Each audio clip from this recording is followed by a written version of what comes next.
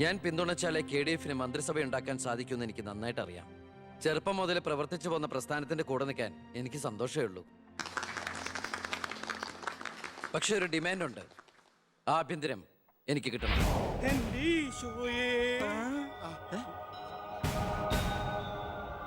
ഞാൻ ആ കാര്യം പറയാനിരിക്കായിരുന്നു. Home minister ആകാനോ?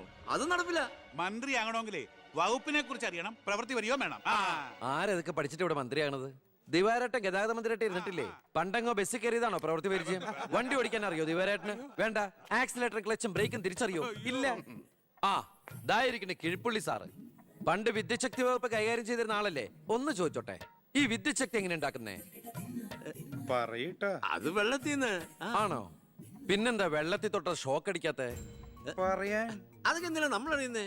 സ്വിച്ച് ഇട്ടാ കറണ്ട് വരുന്നുണ്ടോ? അത് മാത്രം അറിഞ്ഞാ മതി. അതറിയില്ല.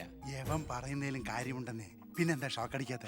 നമ്മളെന്തിനാ വല്ലവന്റെയും കാര്യം ആലോചിച്ച് തല ഉണ്ടാക്കുന്നേ? ഏതൊരു ജോലിക്കുണ്ട് യോഗ്യത ടെസ്റ്റ്. സത്യത്തിൽ മന്ത്രിയാകാനും വേണം ഒരു പരീക്ഷ. ഈ IAS IPS ഒക്കെ പോലെ IIPS, Indian institute of political science, അത് പഠിക്കണം. അല്ലെങ്കിൽ വേണ്ട. മിനിമം യോഗ്യത 10ാം ക്ലാസ് പാസ്സാവണമെന്ന് പറഞ്ഞാൽ ഇവിടെ ഇരിക്കുന്ന പലരും ഓടിപ്പോണ്ടി വരും. ഈ തെരഞ്ഞെടുപ്പ് എന്ന് പറയണത് തന്നെ ഒരു പരീക്ഷയാ. ആ പരീക്ഷ പാസ്സായവർക്ക് മാത്രമേ മന്ത്രിയാവാൻ പറ്റൂ. അതൊരു പരീക്ഷയല്ല സാറ്, പരീക്ഷണമാണ്. ഇവനെങ്കിലും ശരിയാവോ എന്നുള്ള ജനങ്ങളുടെ പരീക്ഷണം.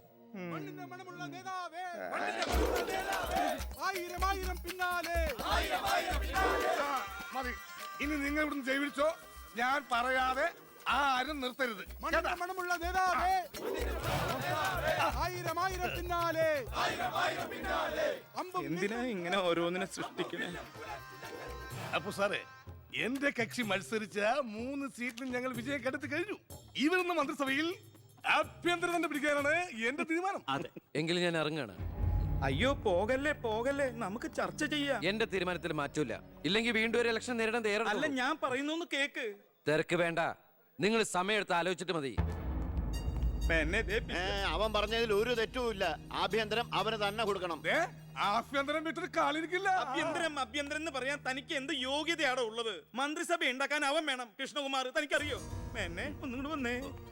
അവൻ പിണങ്ങി പോയതാണോ? കാര്യം കാണാൻ കഴുതക്കാരും പിടിക്കണം. ഞാൻ ആരുടെ കാല് പിടിക്കണം എന്നാ പറഞ്ഞേ? തന്റെ കാല് പിടിക്കണോ? തന്റെ മോന്റെ കാല് പിടിക്കണോ? ഞാൻ ആരുടെയും പിടിക്കാൻ തയ്യാറാ. ഒന്നുകൂടെ ആലോചിച്ചിട്ട് പോരെ പക്വതയില്ലാത്ത ഒരുത്തന്റെ കയ്യിൽ ആഭ്യന്തരം കൊടുക്കാൻ. അവന്റെ പിറകിൽ ഞാനില്ലടോ. അവനെ മുന്നിൽ നിർത്തി ഞാൻ ഭരിക്കും. ആരൊക്കെ എന്തൊക്കെ പറഞ്ഞാലും ആഭ്യന്തരം ഞാൻ വിട്ടു തരില്ല. തനിക്ക് കൈയിട്ട് വരാൻ പറ്റിയ ഒരു വകുപ്പ് തന്നാ പോരെ? തരാം. എങ്കിൽ വനം മതി. നമുക്ക് സാവധാനം വെളുപ്പിച്ചെടുക്കാം. അതിന് യോഗ്യതയിലൊന്നും മാത്രം ആരും പറയരുത്. കാരണം ഞാൻ കാടിന്റെ മകനാണ്. കൃഷ്ണകുമാറായ ഞാൻ നിയമം വഴി സ്ഥാപിതമായ ഭാരതത്തിന്റെ ഭരണഘടനയോട് ഒരു മന്ത്രി എന്ന നിലയിൽ എന്റെ കർത്തവ്യങ്ങൾ വിശ്വസ്തയോടെ മനസാക്ഷിയെ മുൻനിർത്തി നിർവഹിക്കുമെന്നും ബി കൃഷ്ണകുമാർ ആഭ്യന്തരമന്ത്രിയായി സത്യപ്രതിജ്ഞ ചെയ്ത് അധികാരമേറ്റു. ഗവർണർ നരേന്ദ്ര ഷെറാവത്ത് സത്യവാചകം ചൊല്ലിക്കൊടുത്തു. തൊമ്മൻചാക്കോ മന്ത്രിസഭയിലെ ഏറ്റവും പ്രായം കുറഞ്ഞ മന്ത്രിയാണ് ബി കൃഷ്ണകുമാർ.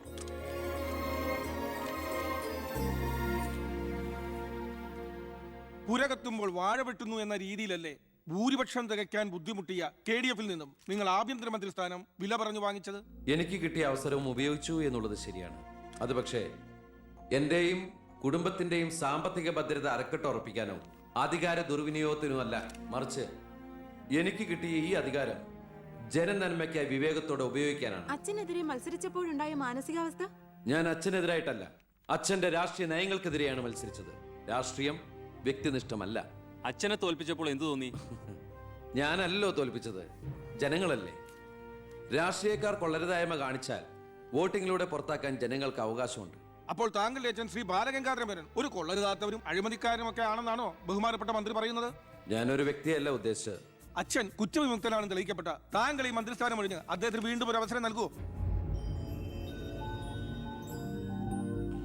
അച്ഛൻ നിരപരാധിയാണെന്ന് തെളിഞ്ഞാൽ, പാർട്ടി ആവശ്യപ്പെട്ടാൽ എന്റെ മന്ത്രി പദവിയും MLA സ്ഥാനവും ഉപേക്ഷിക്കാൻ ഞാൻ തയ്യാറാണ്.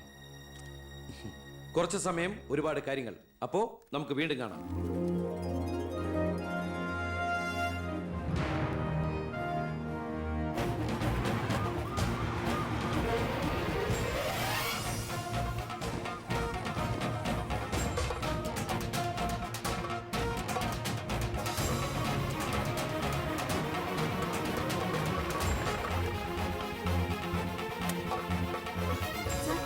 സോറി, ആവശ്യത്തിലേറെ ചോദ്യങ്ങൾക്കുള്ള ഉത്തരം ഞാൻ പറഞ്ഞു കഴിഞ്ഞു.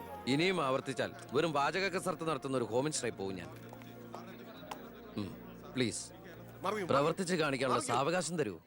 അപ്പൊ പിന്നെ കാണാം. സർ, സാർ പറഞ്ഞില്ലേ കറപ്ഷൻ ഇല്ലാത്ത officers. DYSP Anantharaghavan sir, SI Prathap Varma sir. Please come. നമസ്കാരം sir. Excuse me sir. Sir, ഈ മന്ത്രിസഭ കാലാവധി പൂർത്തിയാക്കൂ. ക്യാബിനറ്റ് മീറ്റിംഗ് കഴിഞ്ഞിട്ട് പറയാം. 5 കൊല്ലം ഞാൻ ഇവിടെ ഉണ്ട്. മീറ്റിംഗ് കഴിഞ്ഞിട്ട് പറയാം. മീറ്റിംഗ് കഴിഞ്ഞിട്ട് പറയാന്ന് പറഞ്ഞില്ലേ?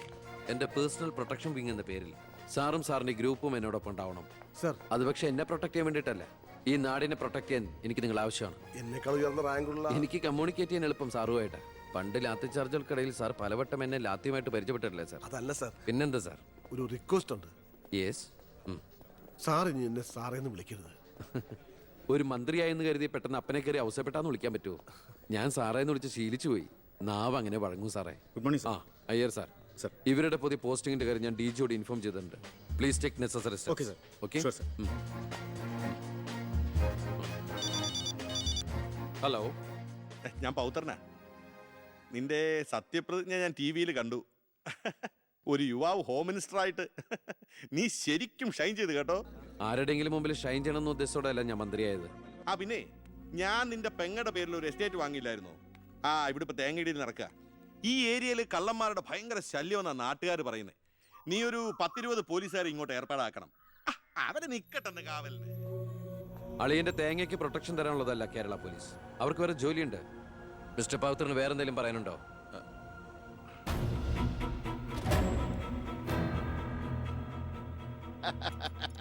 പല വകുപ്പുകളും കൈകാര്യം ചെയ്തിട്ടുണ്ടെങ്കിലും ആഭ്യന്തരം ഇതാദ്യ. മരുന്ന് പയ്യനല്ലേ, അവന് എക്സ്പീരിയൻസ് ഇല്ലല്ലോ. അതുകൊണ്ട് ഭരണമൊക്കെ ഞാൻ തന്നെയാ. ആയിക്കോട്ടെ, വിളിയോട് വിളി. അത് പിന്നെ വിളിക്കാതിരിക്കൂ.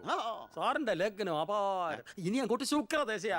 തട്ട് ചെണ്ടയ്ക്കും തുട്ടുപാരാർക്കും. അങ്ങനെ ഞാൻ ഉദ്ദേശിച്ചത് മന്ത്രിയായതിന്റെ ചെണ്ടോട്ടും ആഘോഷവും. ഇരിക്കടാ. ഇരിക്കേ, അച്ഛാ ഒരു മിനിറ്റ്. അനുഗ്രഹം മേടിക്കാനായിരിക്കും. ആയിക്കോട്ടെ ആയിക്കോട്ടെ. അച്ഛൻ അവിടെ ഇരിക്കേ. ഇത് മന്ത്രിയുടെ കസേരയല്ലേ? ഇവിടെ ഇരിക്കേണ്ട ഞാൻ ഇവിടെ ഇരുന്നില്ലെങ്കിൽ അവിടെ പട്ടി കയറി ഇരുന്ന് ഇറങ്ങി. ഞാൻ ഉദ്ദേശിച്ചത് ഒരു ബനാന ടോക്കാണ്. പഴഞ്ചൊല്ല് ഷോ കയ്യിൽ നിന്ന് പോയി. ഉണ്ടായിരുന്നു. അച്ഛൻ ഒരുപാട് കൊല്ലായിട്ട് ഈ നാടിനു വേണ്ടി കഷ്ടപ്പെടുന്നതല്ലേ? ഇനി കുറച്ചു കാലം റെസ്റ്റ് എടുക്ക്. നമുക്ക് ആരോഗ്യമൊക്കെ നോക്കണ്ടേ? അതെ അതെ, മകൻ ഇവിടെ ഹോം മിനിസ്റ്റർ ആകട്ടെ. അച്ഛൻ ഇനി കുറച്ച് നാള് ഹോമിലെ മിനിസ്റ്റർ ആകട്ടെ. വേണ്ടല്ലേ? ആ അമ്മേ, ഞാൻ ഓഫീസിൽ എത്തിയുള്ളൂ. പിന്നെ അച്ഛൻ അങ്ങോട്ട് വരുന്നുണ്ട്. കുറച്ചു കാലം അവിടെ കാണും. സന്തോഷായില്ലേ? അച്ഛന് ഇഷ്ടപ്പെട്ട ആഹാരങ്ങളൊക്കെ ഉണ്ടാക്കി കൊടുക്കണം. പാലടയും പ്രഥമനൊക്കെ ആയിക്കോട്ടെ. വേണമെങ്കിൽ വീട്ടിലൊരു ATM കൗണ്ടർ ഞങ്ങൾ ഏർപ്പാടാക്കി തരാം. ATM? അതെ, എനി ടൈം മദ്യം ചുമ്മാ അടിച്ച് വീലായിട്ട് വാള് വെച്ചോട്ടെ സാർ. ഇനിയിപ്പോ ആര് ചോദിക്കാൻ? എന്തിനാ സാർ എന്ന് സമയം കളയുന്നത്? ഇപ്പൊ പോയ സന്ധിക്കുമ്പോ വീട്ടിലെത്താം. ഇവിടെ ഞങ്ങൾക്ക് 100 കൂട്ടം പണികളുണ്ടെന്നേ. അച്ഛനോട് നിന്നാലേ നമ്മുടെ പണി നടക്കത്തില്ല. ഓ, എന്തൊക്കെ ആഗ്രഹങ്ങളായിരുന്നു. പോകുന്ന പോക്ക് കണ്ടില്ലേ? CPU പോയ കമ്പ്യൂട്ടറിനെ പോലെ. സർ, കളക്ടർ ഗോപിനാഥൻ കാണാൻ വന്നിട്ടുണ്ട്. വെയിറ്റ് ചെയ്യാൻ പറയൂ. കുറെ നേരമായി വെയിറ്റ് ചെയ്യുന്നു സർ. കുറച്ചേരം കൂടി വെയിറ്റ് ഇട്ടയ്യർ സാറേ. Okay sir. ഇയാൾ ആരാ? സ്വാമിനാഥൻ അയ്യർ, M.Com LLB, എന്റെ PA. അയ്യോ, അപ്പൊ ഞാനോ? താൻ വേറെ 8ാം ക്ലാസ്സും കുസ്തിയില്ലേ? അപ്പൊ എന്റെ പോസ്റ്റ്? എടോ, നിന്ന നിൽപ്പിൽ മറുകണ്ഠം ചാടിയ തന്നെ ഞാൻ എങ്ങനെ വിശ്വസിക്കാനാ? ഇനി തിരികെ അങ്ങോട്ട് അവിടെ വിശ്വസിക്കില്ല. അതെന്റെ കുറ്റമല്ല. ഞാൻ എന്ത്? താനെന്തെങ്കിലും ചെയ്യും.